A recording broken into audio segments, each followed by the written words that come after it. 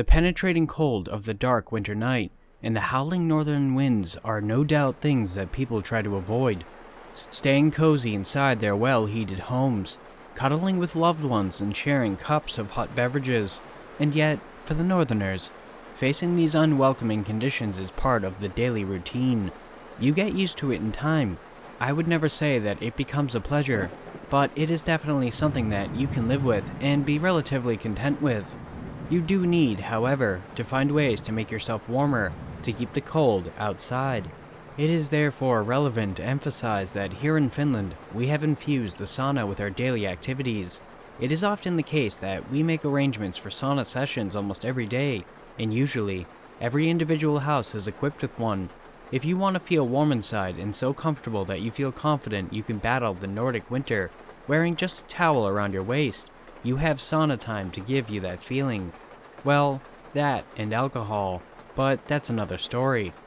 It was then a very big benefit when me and some of my students went on a field trip and learned that we could book the facility sauna for 1.5 hours straight. You see, sauna may be a tradition of Finland, but sauna sessions with friends are much more heartwarming, and it is rare that you can book it for more than 45 minutes, or an hour if you are lucky. So 1.5 hours sounded like Christmas came early.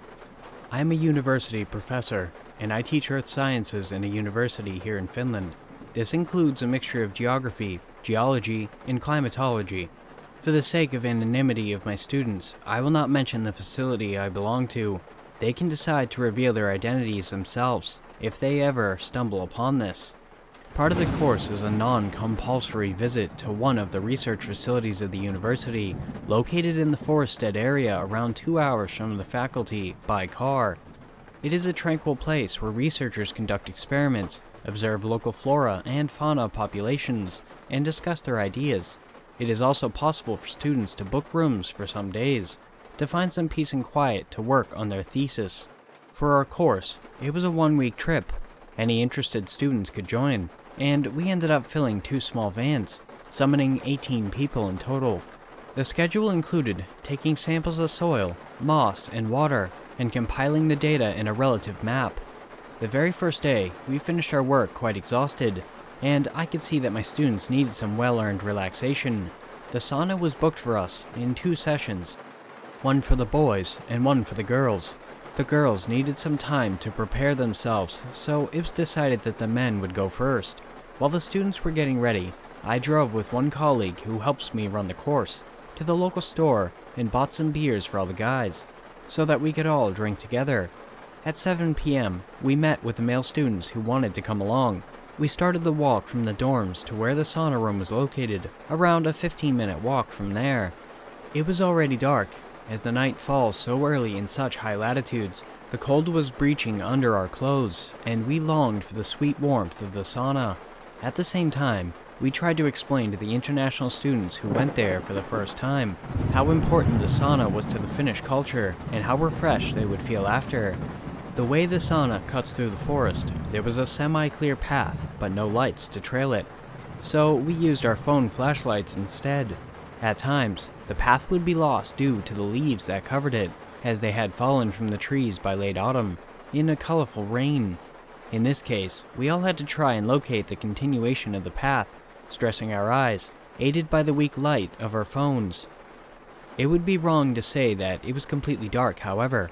There were some lights, light blue bulbs of light being set all around us, seemingly random. The diameter was around 30 centimeters across. There was no clear geometry in the way they were placed, and as their poles were as dark as the night, it looked like they were floating in the air. It was strange to me that, while they looked so luminous, their light didn't really stretch far from their spots. It just served as a small spotlight in a very small radius around the object, not illuminating anything around them. I had seen them, of course, while bringing previous year's students here, but I didn't really observe them until now. That's because a student brought it up as a question while we were walking. "So, what are these bulbs supposed to be?" he asked. "They're clearly not here to guide our way." I took a moment to think before answering. "They are probably for biology students who want to observe the behavior of moths," I said. Frankly, I hadn't seen anyone observing the moths there. but it was the only educated guess I could make. So, are they supposed to lead to anywhere? A bunker or something maybe? Asked another student, one of the internationals. My colleague interrupted the discussion. I am not young anymore, but he is definitely older than me. Tonight, he seemed a bit stricter than I had come to know him over the years. It was very unusual. No, they don't, he said firmly. And by no means should you try to make path out of them, or try to follow them. It is very dangerous, and for years, it has been mentioned by the faculty that it is forbidden to do so. I looked at his figure, dimly lit from the light of his phone. His face was like a mask deprived of feelings. He wasn't like that normally. He was always friendly and talkative. For some reason, the statement he made was important, even though it sounded like a rule that a parent would set for curious, immature children. However, I had an extremely odd feeling. I don't remember if I had ever heard what he said. Behind the walls of the university, I believe I had a rumor in my mind regarding exactly the subject, but I can't recall ever hearing it from somebody. Somehow, I knew by heart what he had just mentioned, and yet, I don't think I had heard it again before. I just couldn't remember it. This thought got wrapped around my mind. We continued on our way to our destination, but I couldn't shake this strange feeling off of me. As we kept on walking, I let my eyes wander upon the strange lights, and my heart skipped a beat. Had one of them just moved? It was just the slightest motion, and I caught it with the corner of my eye. A minimal wobbling of the bulb. No, it couldn't be. I am getting old and my eyesight is not as sharp as it used to be back in the day. Still, I felt creeped out until we reached the place. My heart rested when we finally got to our destination. The traditional Finnish sauna is always built next to a lake near the forest, and it's always 100% made of wood. So was this one, exactly as it was supposed to be. Just watching the familiar sight made me feel relaxed. It is good to spend some quality time with students off record, away from the formalities of the academia. You get to see what their true thoughts and aspirations are, something that can get buried under the weight of the students' homework and the teacher's research. We genuinely had a great time altogether. We did talk, of course, about the ups and downs of the faculty, but we also discussed more things outside the usual, while the steam scorched us. Then, the brave ones dived at the lake. It was fun to see the international students getting their honorary Finn award, albeit with some screaming and cursing in their native languages, when the icy water embraced them completely. Then, the best moment right after the sauna came, that perfect, relaxed state, drinking beer while silently admiring the beauty of the winter wonderland that is the Nordic forest. We did talk some more about everything and nothing, and after a few loops of the whole routine, our time was up. We met up with the girls that were coming to the sauna, while we were walking home and cheerfully waved to them. A few minutes later, we were at the bunkers. Upon arriving there, we all agreed that we had a great time. However, as we were queuing for lunch, I heard the question that filled me with a silent, yet persistent dread. "Did anybody see Timo?" asked one of the students. At first, nobody was nervous. There are many places he would be. Perhaps he decided to stay in his room, or he was using the restroom. But the longer we discussed it, the more curious the case became. "He is not in our room," said his roommate. "I checked." "He was at the sauna, right?" noted someone else. For some reason, I couldn't remember. Had he come with us? I think we said something that he was present in the sauna. Or did we just say something about him? Why couldn't I remember? It turns out that nobody was certain about what happened. Some said he was definitely with us at the sauna, and some argued that they weren't so sure if he had even come. Suspicious as that sounded, we were all agreeing at one point. Nobody heard him or saw him during the walk home. I looked at my colleague. For his eyes, I could tell he was feeling exactly like me. No matter how experienced you are, losing a student in the most stressful situation a teacher can have. Fear started to spread inside me, but I knew that letting that show would be catastrophic. Moreover, I still believed that this was nothing. Timo would appear sooner or later. He was just probably around there somewhere. He wasn't found that night. I did my best to search for him after the girls came back and reported that they hadn't seen him either. The students also helped me as well as they could. but I sent them to bed sometime later, as I was still caring for their schedule for the following day. We tried calling him many times as usual, but he didn't answer. I called the police next morning, after having a white night searching for the young man. When the officers arrived, of course, they questioned me and the other instructor, as well as the early woken up students. They were suspicious of us at first, but everyone assured them that we had been with the students all along, and we took good care of everything. I was very thankful for that intervention. The police told us they would start a search for Timo. I gathered all my students and asked them if they wanted to go home because of what happened, or stay and finish the field trip, while also trying to search around the forest for their friend. They all agreed they wanted to stay, as they felt the need to help, although I do also suspect that they didn't want to have to retake the field trip again next year, and delay their graduation. We ended up following our normal schedule mostly. We were extra vigilant for traces that could help the police, and kept calling Timo on his phone, but it was not fruitful. The forest started feeling less welcoming day after day, as Timo wasn't showing up. His parents had been warned, but they lived far away, and the police suggested that they shouldn't come at the place yet. In all my years of teaching experience, I dreaded having to confront them in person.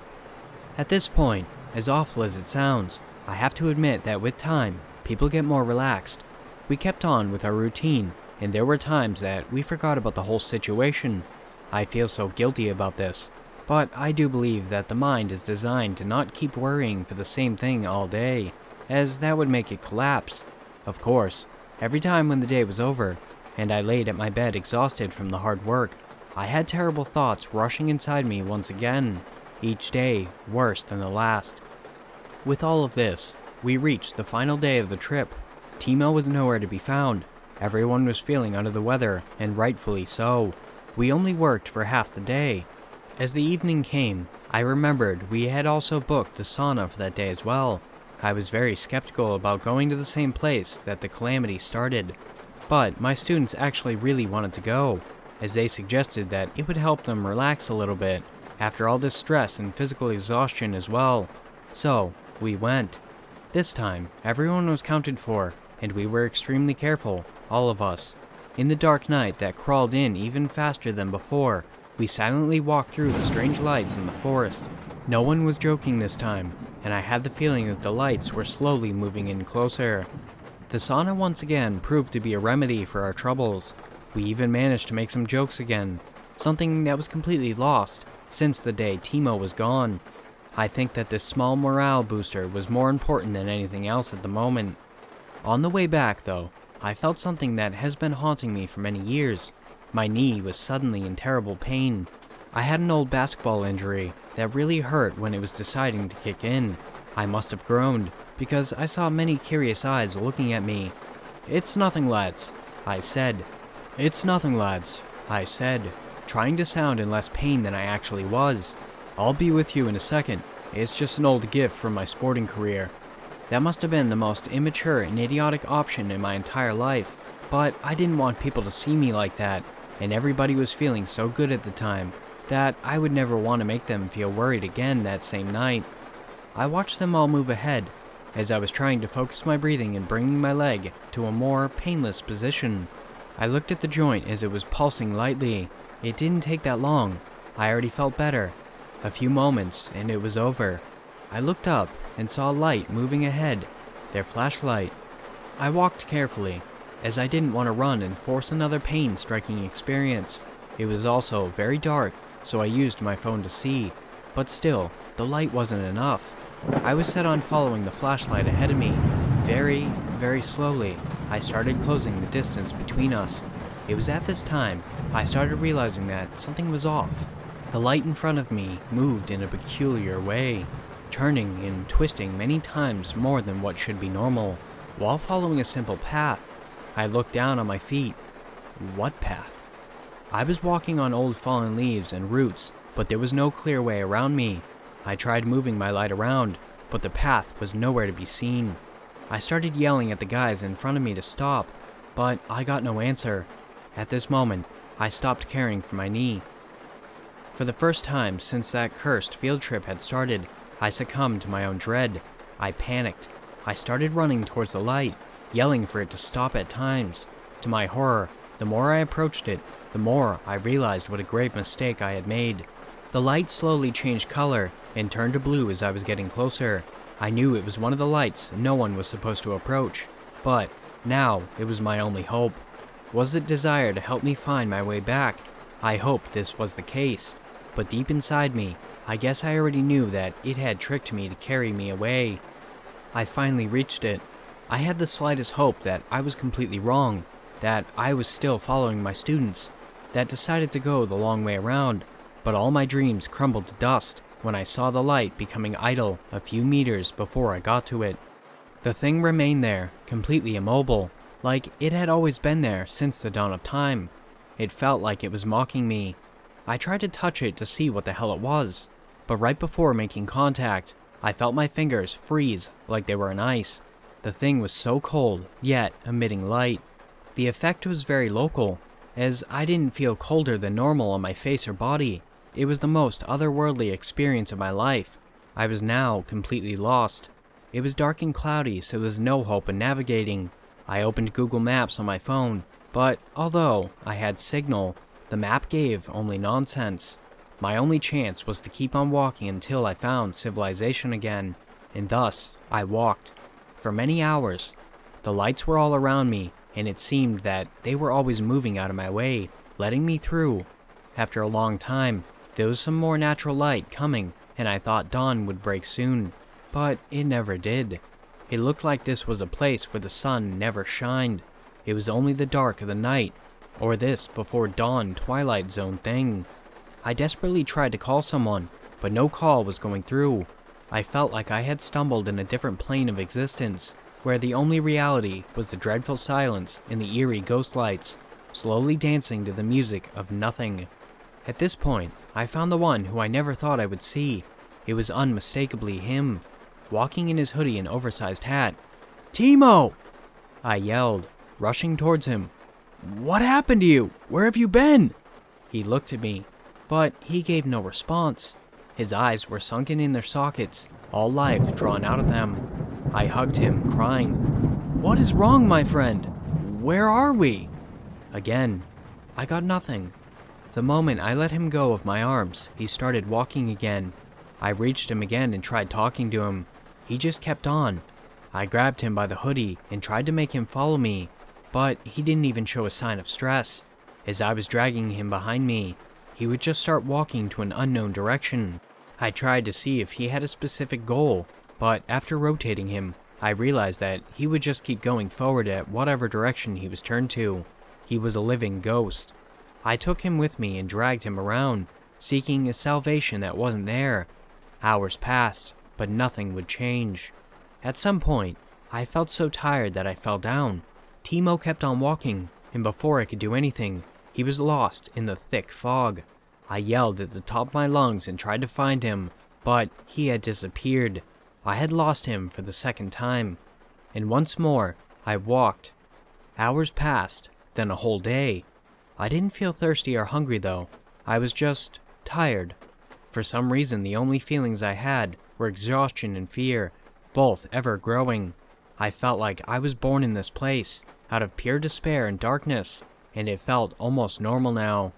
When I thought I couldn't go on, I saw a place that looked even darker than my surroundings. Without knowing why, I approached it. Anything now would be better than this endless monotony. What I saw then made my last hope fade away, into the creeping horror around me. The blackness in front of me was a creature that expanded for tens of meters, both in height and width. It was like a living shadow, and black tentacle-like expansions of itself were floating all over the place. It seemed like it had no physical substance, yet it was living and breathing. The night was dark, but it was much darker. The shadows coming out of it embraced the environment, and the small lights were gathering more densely around it. Their light was glooming and dimming in a slow pattern, unlike what I had seen before. I don't know how I knew that, but it felt ancient, much older than any human, and possibly even the forest surrounding it. I collapsed to the cold ground for the first time. I noticed a black thing wrapped around my ankle. It looked like a cord, but I couldn't feel it on my skin. Horrified, I followed the shadow with my eyes and saw that its root was a thing before me. I tried to take it off, but when my fingers never touched any material other than my skin, the bond was not made from matter. But it did grab me tight. I was sensing it in my soul. At this point that I realized it had a complete hold of me, I felt attuned to it. There was no voice in my head, no organized thought, just horrifying images of a deep fear, so primal and overwhelming that no other human should ever experience it. I felt my mind falling into insanity, like it was being dragged by a ghostly arm to the depths of an unending madness. I knew now, this creature was a matrix. It was here before the dawn of man, and will be here long after the last one perishes. The blue ghostlights were its young, luring living creatures to the nest. Both they and their mother can't eat flesh and bone. They were feeding on the pure energy extracted by their prey, and now the prey was me. I looked at my black bondage again. I felt my energy being strained away from me. I had to escape. But I was so tired. Somehow, words formed in my head, but I wasn't sure they were mine. Her name is Zeth Shogul. She and her young will grow forevermore, and one day breach into our own reality, consuming everything and spreading chaos all across the earth. God save us when she decides to do so. I got up and started to walk away. I couldn't run. I didn't have the strength to do so. The thing didn't hunt me. It didn't have to. I already knew I was doomed. Still, I had to try.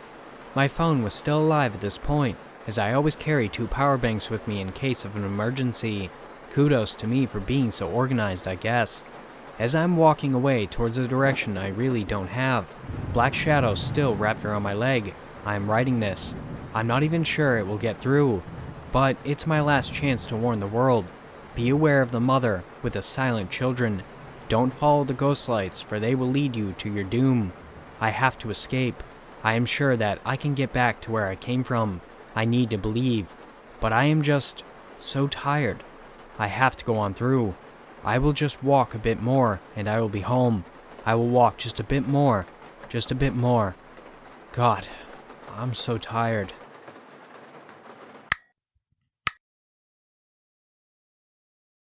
Thanks for listening, Wolfpack. If you want to submit your own story, the links for my email and subreddit will be down below. I've also created a Discord, so if you want to join that, the link will be in the description down below as well. Don't forget to like, share, and subscribe. And with that said, have beautiful nightmares, and I will see you next time.